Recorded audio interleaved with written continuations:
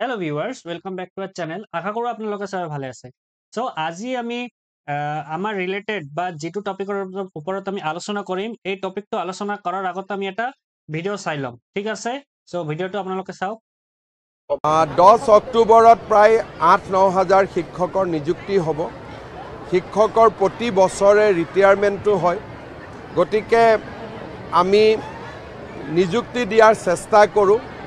কেতিয়াবা হাইকোৰ্টত কেছ আদিও থাকে। তাৰ মাজতে মই ভাবোঁ যে পৰিৱেশ আগতকৈ ভাল আৰু ভাল কৰিব লাগিব। ঠিক আছে, ভিডিঅ'টো আপোনালোকে চালে। সো এতিয়া ইয়াতে কথাটো হ'ল যে আমাৰ কেইদিন আগত আমাৰ ৰেছপেক্টেড CM ছাৰে কি কৈছিল যে টুইট বা সিহঁতে ভিডিঅ'ৰ জৰিয়তে কৈছিল যে সিহঁতে টোটাল 13,000 টিচাৰৰ ৰিক্ৰুটমেণ্ট দিব। মানে LP, UP, GT, PGT মিলাই 13,000 টিচাৰ ৰিক্ৰুটমেণ্ট দিব। কিন্তু আজিৰ ভিডিঅ'ত আমি দেখিলোঁ যে এইটো পুৰাই চেঞ্জ হৈ গ'ল কথাটো। মানে এতিয়া মামাই কৈ আছে যে বা আমাৰ ৰেছপেক্টেড CM ছাৰে কৈ আছে যে কি যে আমাৰ 10 অক্টোবৰত কি হ'ব অনলি 8,000 বা 9,000 টিচাৰৰ ৰিক্ৰুটমেণ্ট দিয়া হ'ব। সো কথাটো এতিয়া হ'ল যে 10 অক্টোবৰ ৰিক্ৰুটমেণ্টত আমাৰ 5,550টা পদ বাদ পৰিব নেকি? কিয়নো আমি জানো যে অনলি GT PGTত কি আছে অনলি 8,000ৰ পৰা 9,000 পোষ্ট আছে। এতিয়া যদি GT PGT অনলি দিয়ে তেতিয়াহ'লে এইটোতো এনে বাদ যাব না 5,550টা পদ। ঠিক আছে?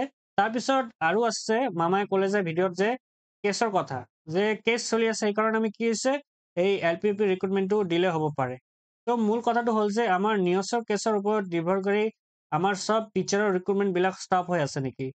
আজিও যিহেতু ফাইনেল শুনানিটো নহ'ল, যিহেতু আমাৰ আজি 1 তাৰিখত নিউজৰ কেছটো দিলে হ'ল, তাৰপিছত ডেট দিয়া হ'ল 4 তাৰিখত। আজিও কেছটো নহ'ল।